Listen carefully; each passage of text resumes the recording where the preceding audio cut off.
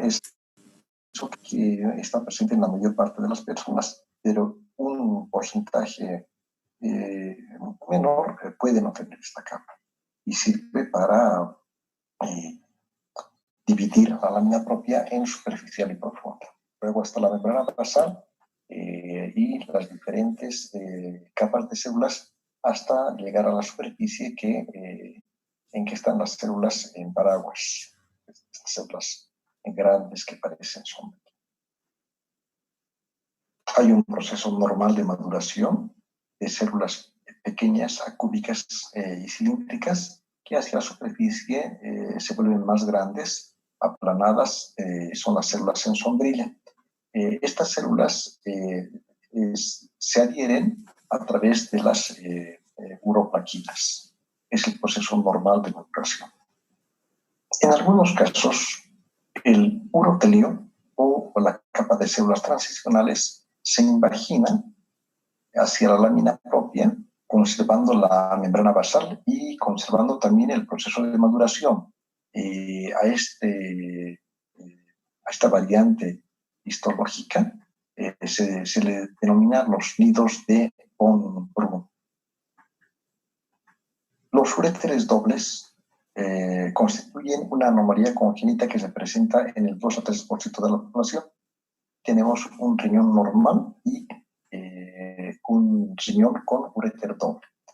Este riñón tiene dos pelvis. Cada pelvis tiene un uréter por separado que desciende y se implanta en la vejiga en sitios separados, diferentes. Cuando en el descenso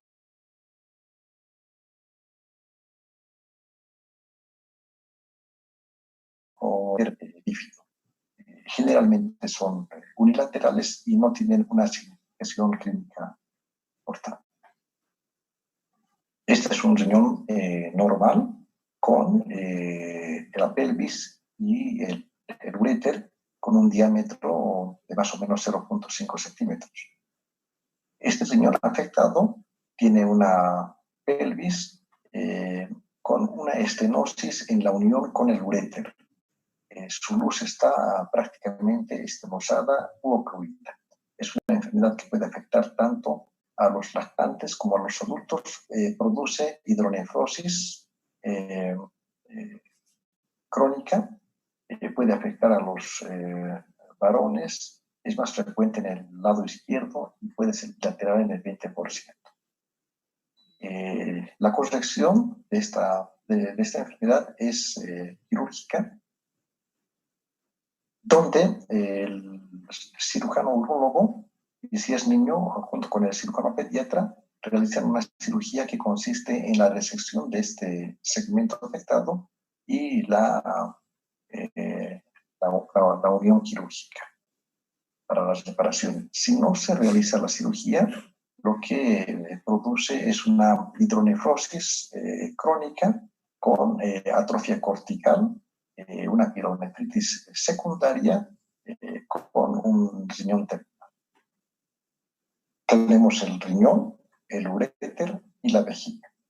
En el trayecto del uréter se puede observar aquí una evaginación sacular que protruye hacia el exterior, que histológicamente se observa como una bolsa, como un saco, donde hay una solución de continuidad del epitelio rodeado por la capa muscular, y a esta enfermedad se le llama divertículo.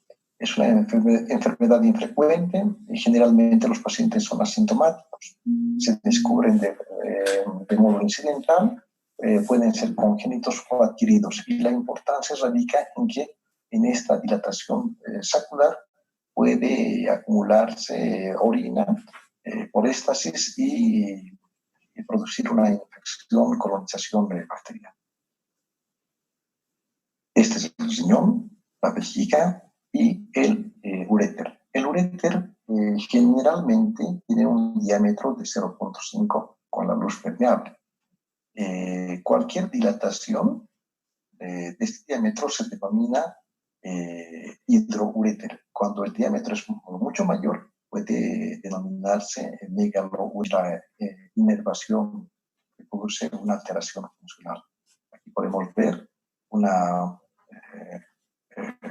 una vista panorámica macroscópica del uréter que tiene un diámetro más o menos de unos 2 centímetros, que corresponde a un megaloureter. Este es un corte transversal del uréter. ¿Están escuchando? Uroterial, la capa muscular y la lámina propia. Llama la atención que en la lámina propia hay un infiltrado inflamatorio de linfocitos. Cuando hay la presencia de linfocitos, eosinófilos, células plasmáticas, histocitos, estamos hablando de procesos inflamatorios infecciosos del uréter que se denominan ureteritis. Cuando predominan los linfocitos formando folículos linfoides, se denomina ureteritis folicular. El proceso inflamatorio también puede ir acompañado de elevaciones que protruyen dentro de la luz de aspecto quístico, y a esta enfermedad se le denomina ureteritis quística. Los uréteres pueden presentar lesiones tumorales benignas, y dentro de estos procesos benignos tenemos dos enfermedades que tienen un origen mesenquimatoso. Los pólipos fibroepiteliales y los leiomiomas. Los pólipos fibroepiteliales son lesiones pseudotumorales que generalmente afectan más el lado izquierdo. Están constituidos por un tejido fibroconectivo laxo con vasos sanguíneos que producen una elevación debajo de la mucosa y se proyectan hacia la luz. Dentro de los tumores primarios malignos que afectan los uréteres tenemos el carcinoma de células transicionales o uroteliales que producen obstrucción de la luz ureteral. Afectan generalmente a personas mayores entre la sexta y séptima década de la vida.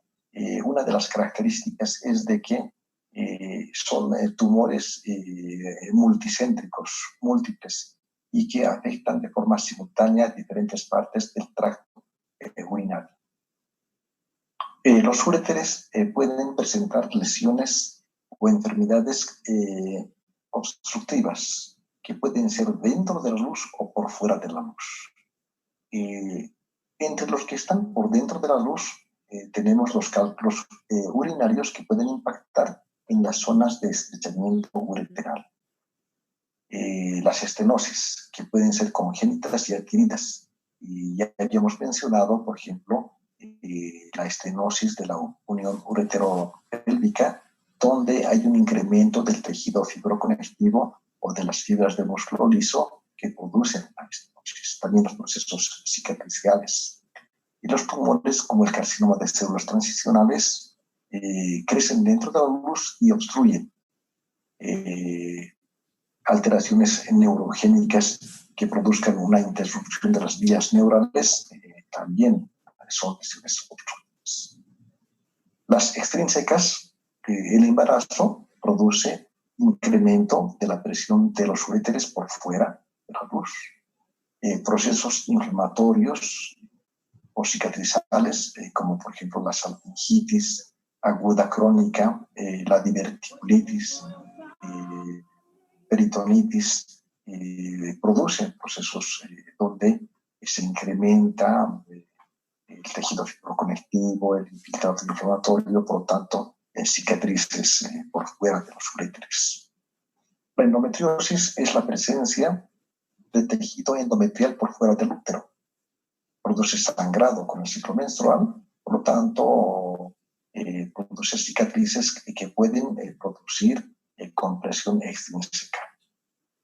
Otros tumores secundarios, como el cáncer de recto, el cáncer de próstata, linfomas, sarcomas, son causantes de lesiones extrínsecas de los uréteres.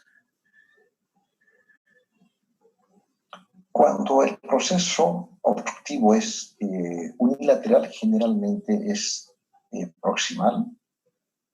Si es bilateral, es distal.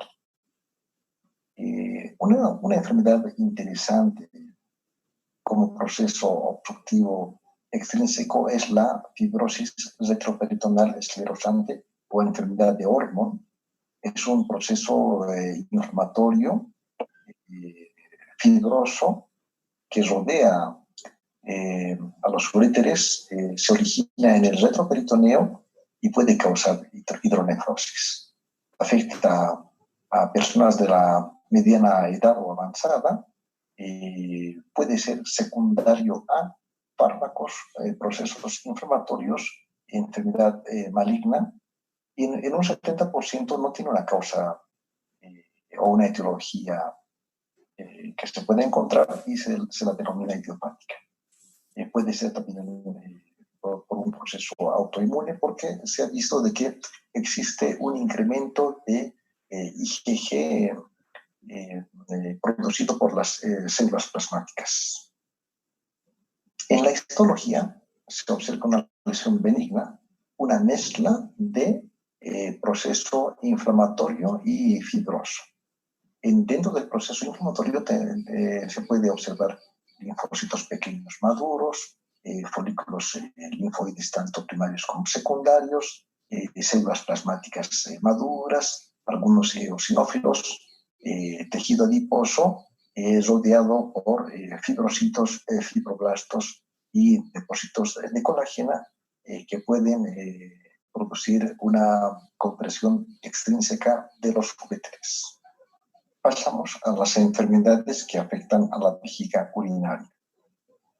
La vejiga puede presentar divertículos que son eversiones saculares que protruyen por fuera de la pared por defecto de la capa muscular, donde se puede acumular orina. Estas enfermedades pueden ser de causa congénita o de causa adquirida. En la causa congénita generalmente es por insuficiencia focal del desarrollo del músculo liso, por una obstrucción del tracto urinario durante el desarrollo fetal.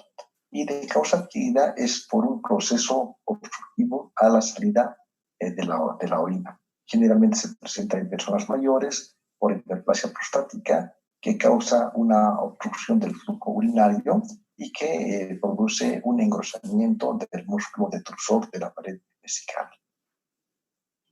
Esta es una anomalía congénita que se denomina extrofia vesical, que se produce por un defecto en la pared abdominal anterior.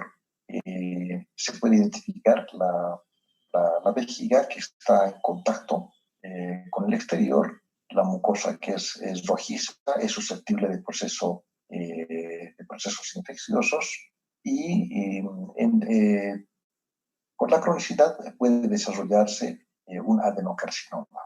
La corrección de este caso generalmente es por cirugía pediátrica y urología para corregir el defecto de la pared abdominal anterior y de la pared de la vejiga. Los uréteres, cuando se implantan en la vejiga urinaria, lo hacen a través de o formando un ángulo. Ese ángulo oblicuo generalmente sirve para la presión de la orina y ejerza un mecanismo de válvula antirreflujo. Cuando no tiene una adecuación, puede producirse esta enfermedad, produciendo infección renal y cicatrización. La vejiga puede también tener conexiones anormales con la vagina, con el recto o con el útero. Estas conexiones se denominan fístulas, que pueden ser crónicas y producen complicaciones que deben ser corregidas de forma quirúrgica. La vejiga, durante el desarrollo embrionario, se comunica con el ombligo a través de un conducto permeable. Este conducto deja de ser permeable y se oblitera en un cordón fibroso después del nacimiento.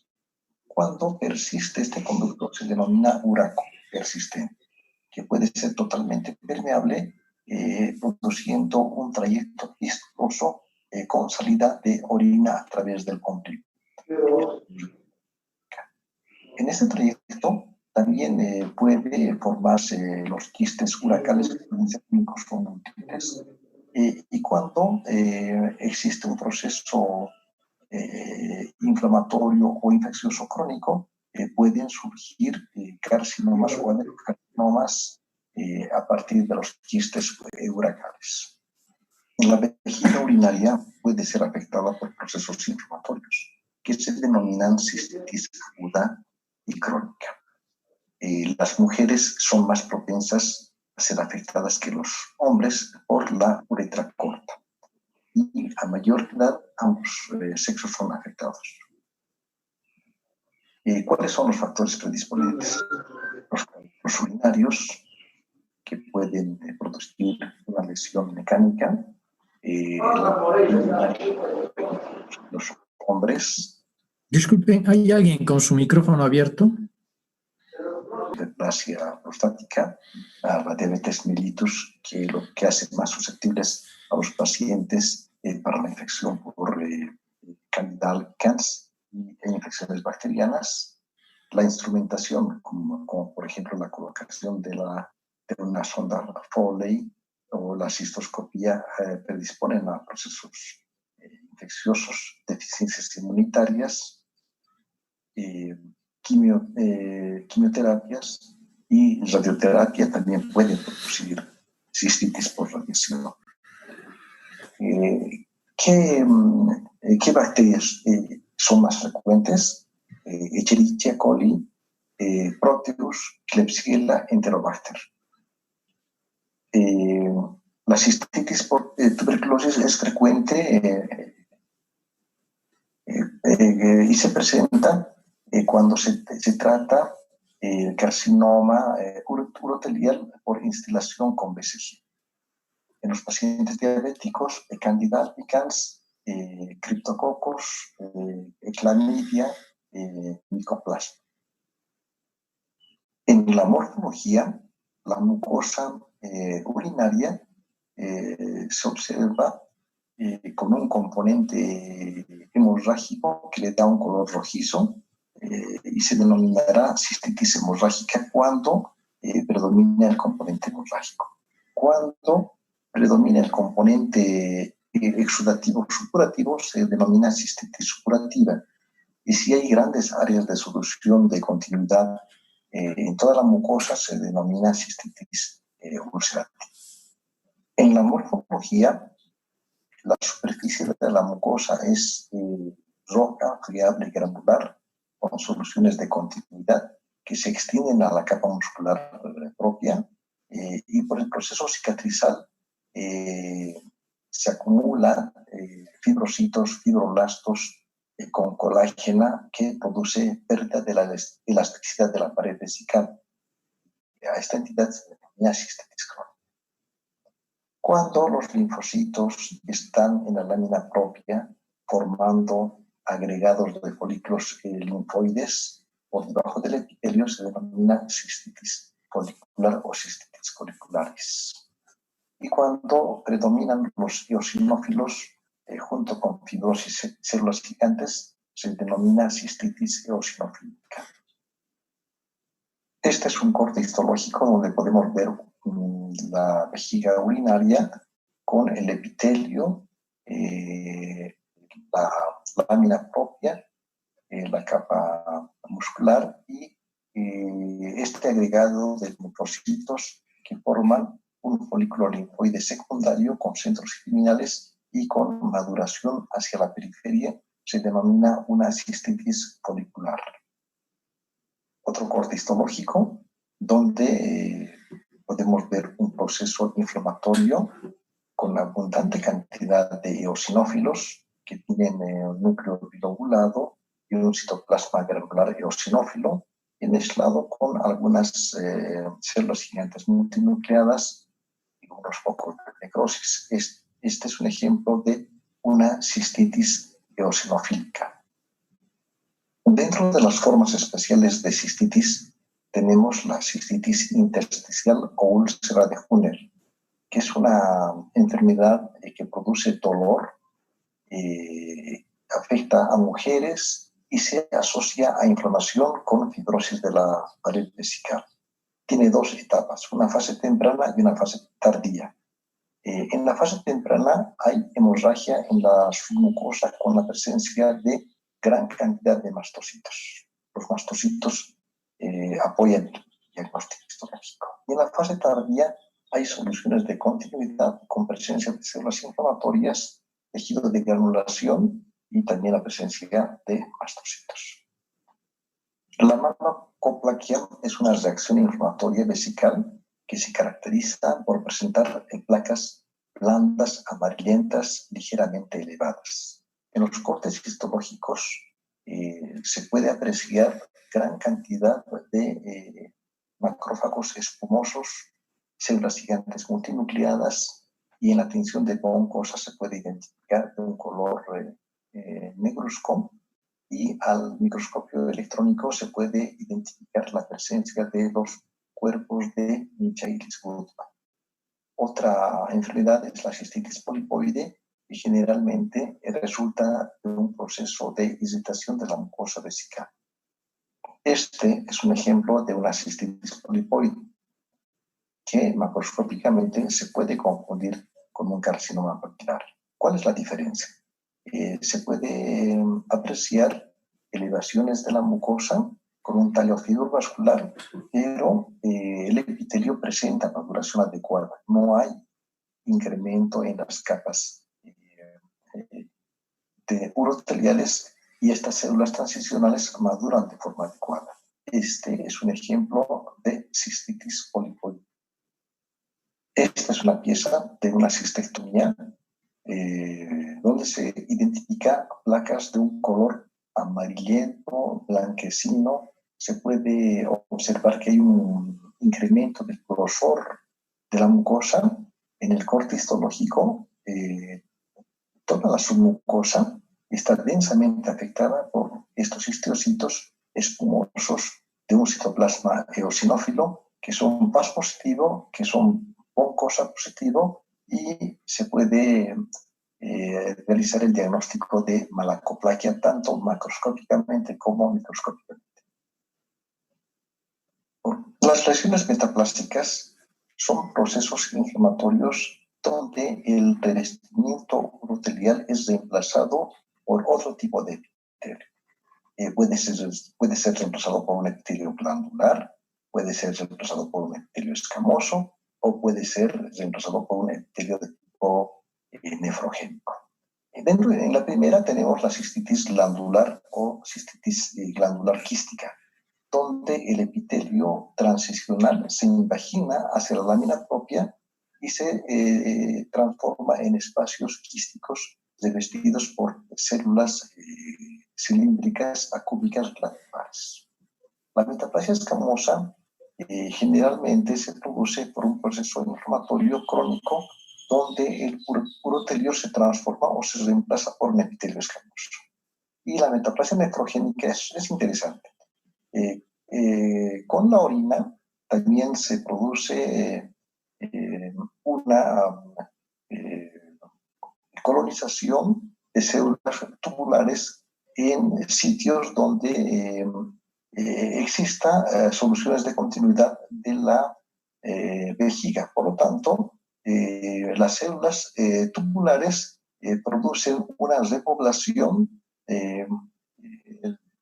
de la mucosa ulcerada vesical, produciendo células tubulares viables. A esta entidad se denomina metaplasia nefrogénica.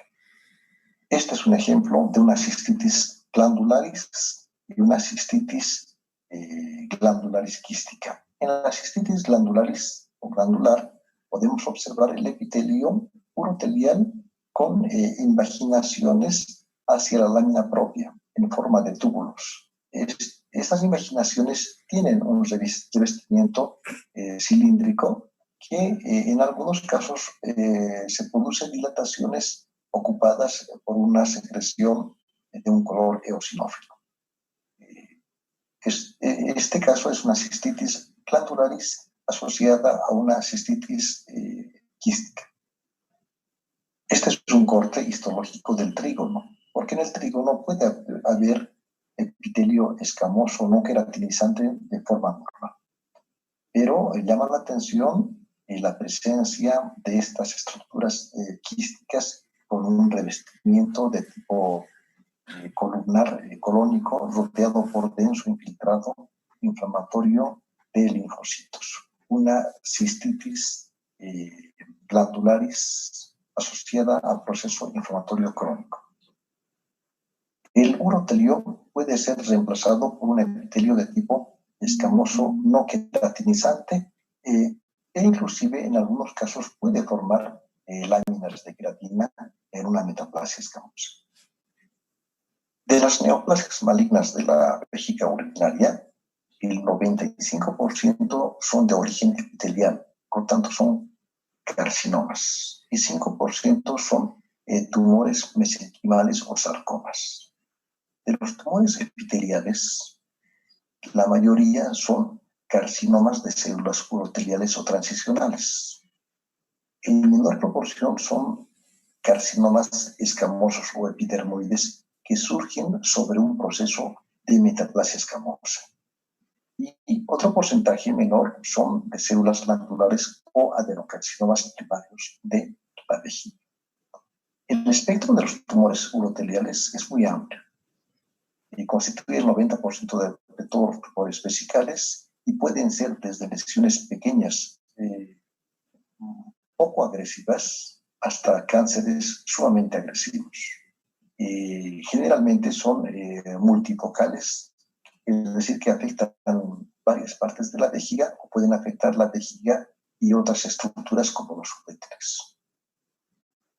El cáncer de vejiga es el segundo más frecuente de los cánceres del tracto genitourinario. Se presenta más en naciones industrializadas que en los países en vía de desarrollo y es más frecuente en las zonas urbanas que en las rurales. La relación hombre-mujer es de 3:1 y el 80% de los pacientes tienen una edad comprendida entre los 50 a 80 años. ¿Cuáles son los factores de riesgo para el desarrollo del cáncer de vejiga? El tabaquismo aumenta el riesgo de cáncer entre 3 y 7 veces dependiendo del número de paquetes por año y del hábito de fumar.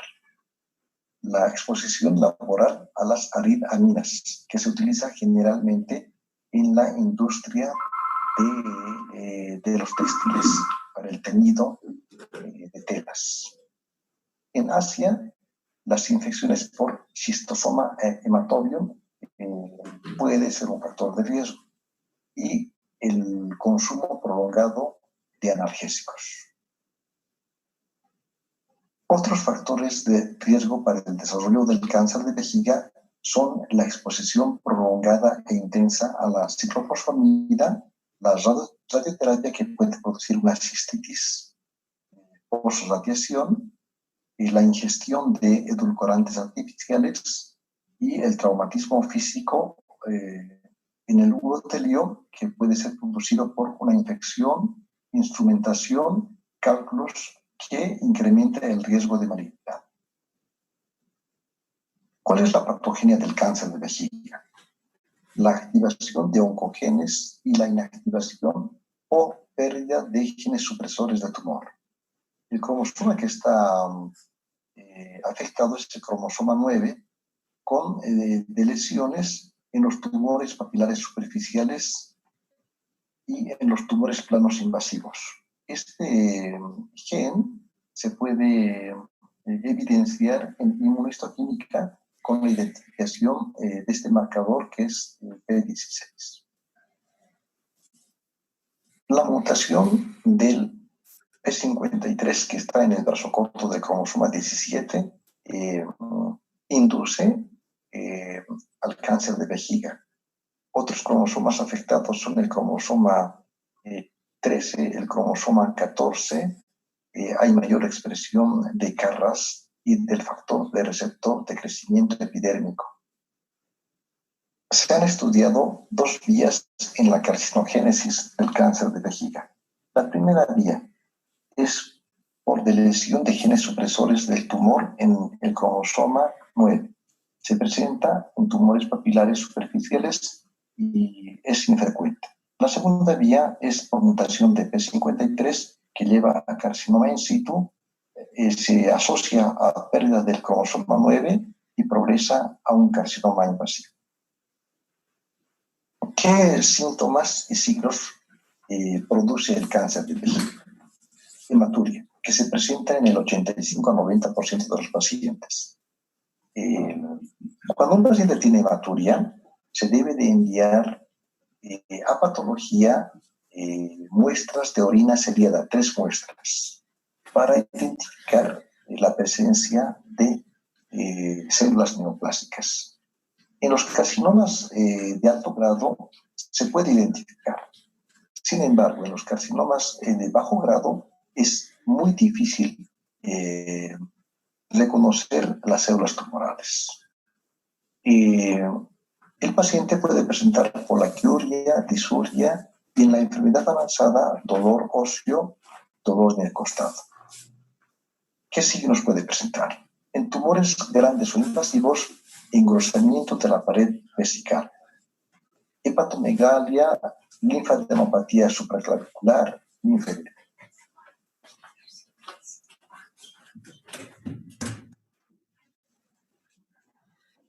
Dentro de los tumores de la vejiga urinaria tenemos primero los papilomas. Dentro de los papilomas existen dos tipos, el papiloma exofítico y el papiloma invertido. Son lesiones poco frecuentes que representan menos del 1% de los tumores vesicales. Se observan comúnmente en pacientes jóvenes. Son tumores que se presentan de forma única, como estructuras pequeñas que miden de medio centímetro a 2 centímetros, delicadas, unidas superficialmente a la mucosa por un pedículo. En la histología podemos ver estos tallos fibrovasculares delicados y lo importante es ver, contar la capa de células transicionales. En el grosor es normal. Se tiene entre 3 a 5 capas y el proceso de maduración es completamente normal, a diferencia de un carcinoma. Este también es un papiloma, pero es un papiloma que no crece hacia la superficie, sino crece hacia el interior de la lámina propia. Podemos ver que estas células son células transicionales, pero maduran.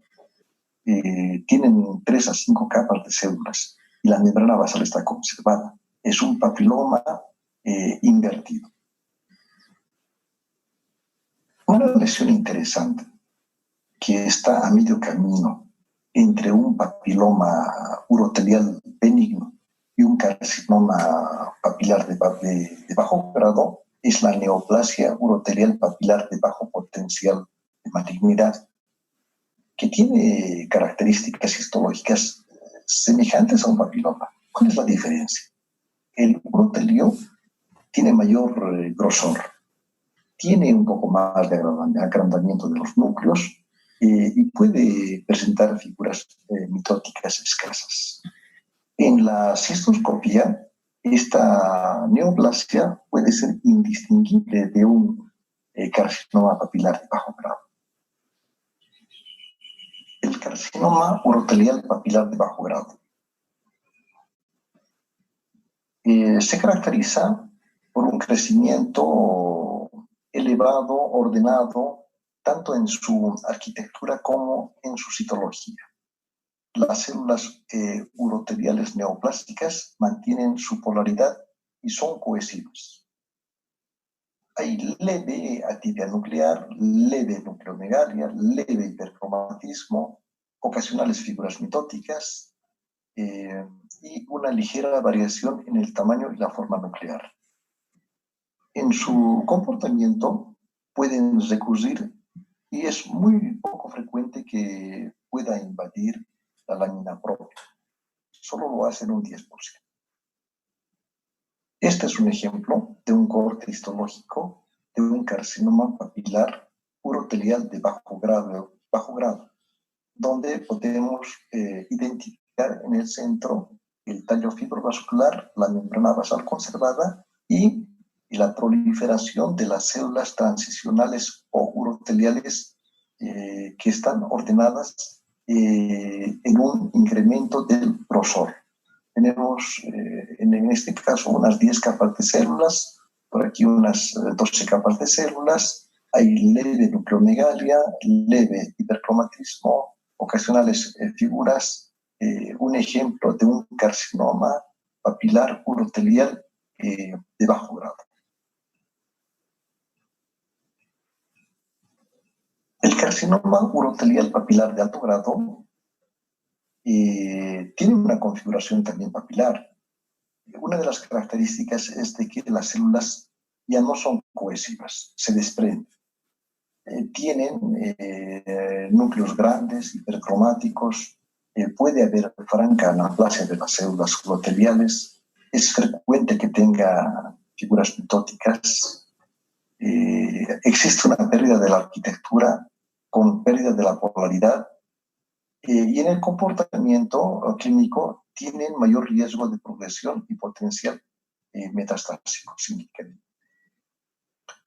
Los carcinomas uroteliales papilares de alto grado son más agresivos, 80% son invasivos, invaden no solamente la pared vesical, sino pueden extenderse a órganos vecinos como la próstata, vesículas seminales, uréteres, el retroperitoneo, pueden afectar la vagina y el útero, produciendo comunicaciones fistulosas. El 40% afectan a los ganglios hepáticos regionales y la diseminación hematógena a hígado, pulmones, médula ósea es frecuente y ocurre en fase tardía cuando el tumor es anaplásico.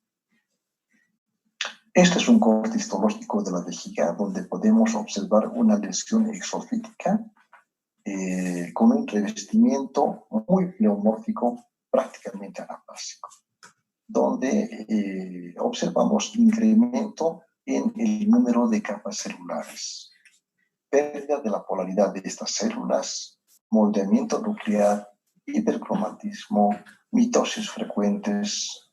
Es un ejemplo de un carcinoma urotelial papilar de alto grado. Este es un ejemplo de un carcinoma urotelial in situ, plano. Tiene un crecimiento plano, aquí está la membrana basal, y las células son anaplásicas con pérdida de la polaridad, nucleomegalia, estratificación, multinucleación. Estas células son de alto grado y tienen pérdida de la cohesividad, por lo que pueden ser detectadas en la citología urinaria. Otro ejemplo de carcinoma urotelial in situ con la membrana basal conservada, la lámina propia con un infiltrado inflamatorio y con células anaplásicas que están de forma intraepitelial. Esta enfermedad frecuentemente es multifocal, puede extenderse a los uréteres y a la uretra, y el 50 a 75% de los carcinomas in situ progresan con el tiempo a carcinomas invasivos.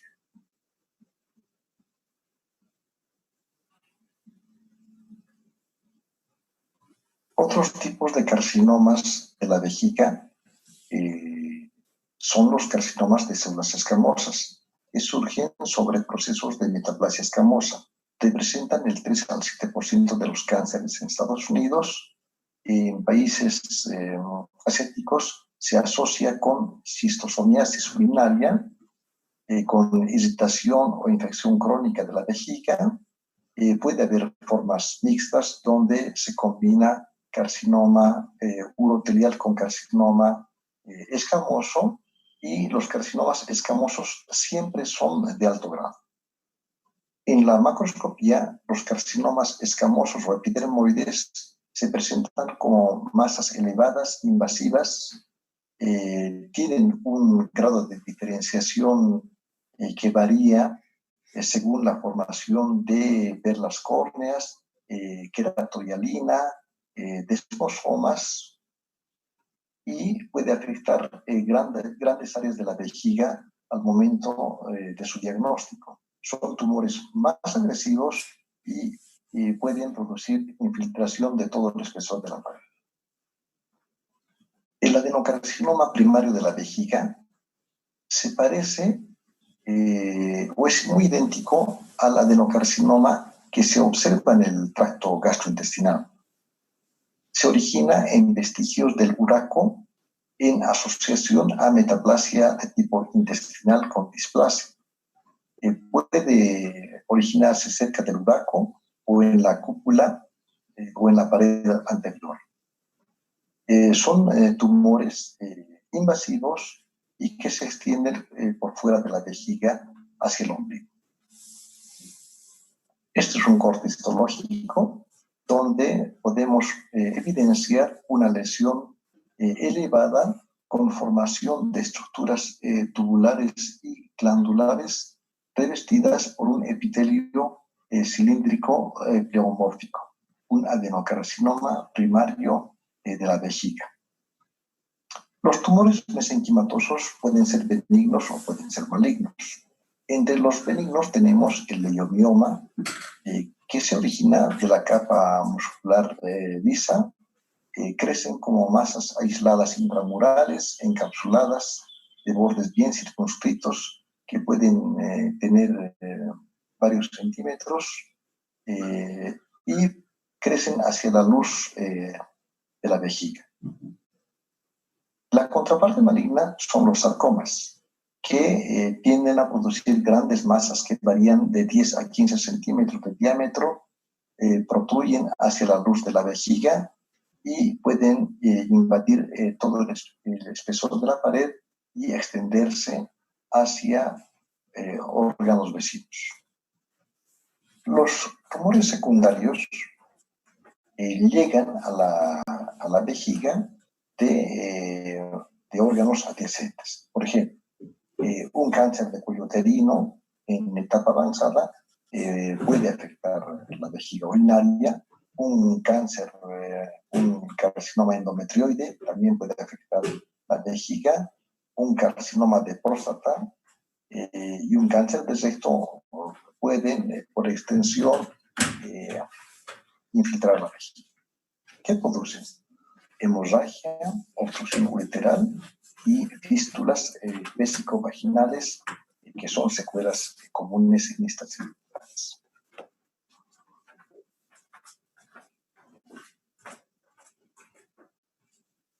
Para realizar el diagnóstico de carcinoma de la vejiga urinaria, se debe de empezar por la historia clínica, el examen físico y las pruebas de laboratorio. Es importante el papel de la endoscopía, que se denomina cistoscopía, donde el urólogo realiza una evaluación de la mucosa y toma biopsias tanto del tumor como de otros sitios sospechosos. La citología urinaria también juega un papel importante y su fiabilidad depende del grado de la aplasia celular. La citología urinaria es más frecuente su positividad en los tumores de alto grado. En los tumores de bajo grado difícilmente se puede observar células neoplásicas. Los estudios de imagen también juegan un papel importante en la estratificación del cáncer de vejiga. Se pide la tomografía axial computarizada, la resonancia magnética nuclear, para ver si la neoplasia está circunscrita a la vejiga urinaria o hay ganglios sospechosos de enfermedad metastásica. También se puede pedir placa de tórax y gammagrafía ósea.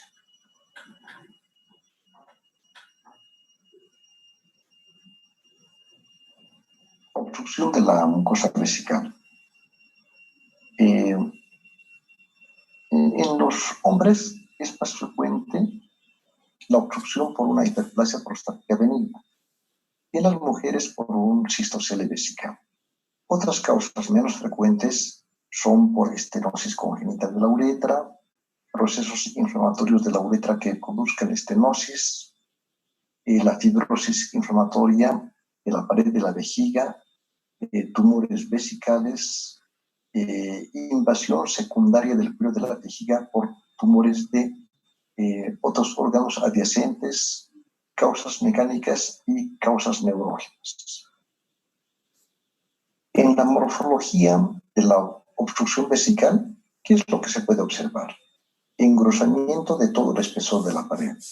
El revestimiento mucoso es normal, pero el espesor está engrosado por hipertrofia progresiva de la capa muscular lisa. Los fascículos musculares individuales están engrosados. Se produce una trabeculación de la pared vesical que puede formar con el tiempo criptas y divertículos. Con el tiempo la vejiga se dilata.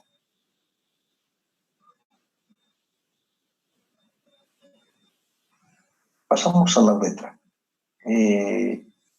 Las inflamaciones en la uretra se denominan uretritis. La uretritis puede ser gonocócica y no gonocócica. Cuando es gonocócica es una enfermedad benigna. No gonocócica es producida por bacterias como Escherichia coli, Clamidia trachomatis, uretaplasma. En las mujeres produce cistitis, en los hombres produce prostatitis. En ambos produce dolor local, prurito y polaquiuria, y cambios morfológicos típicos de la inflamación de la uretra. Un ejemplo de una uretritis en una mujer con una secreción purulenta no gonocócica. Un ejemplo de una uretritis en un hombre con secreción purulenta de causa gonocócica. La uretra también puede presentar lesiones tumorales y pseudotumorales. Dentro de los procesos benignos tenemos la cavícula uretral, que es una proliferación de vasos capilares con revestimiento endotelial plano, rodeado por un proceso inflamatorio, fibrocitos y fibroblastos. El papiloma de células escamosas también es una lesión benigna donde existe una proliferación del epitelio con maduración y es una lesión benigna. El carcinoma primario de la uretra es poco frecuente, puede ser invasivo y su tratamiento es quirúrgico.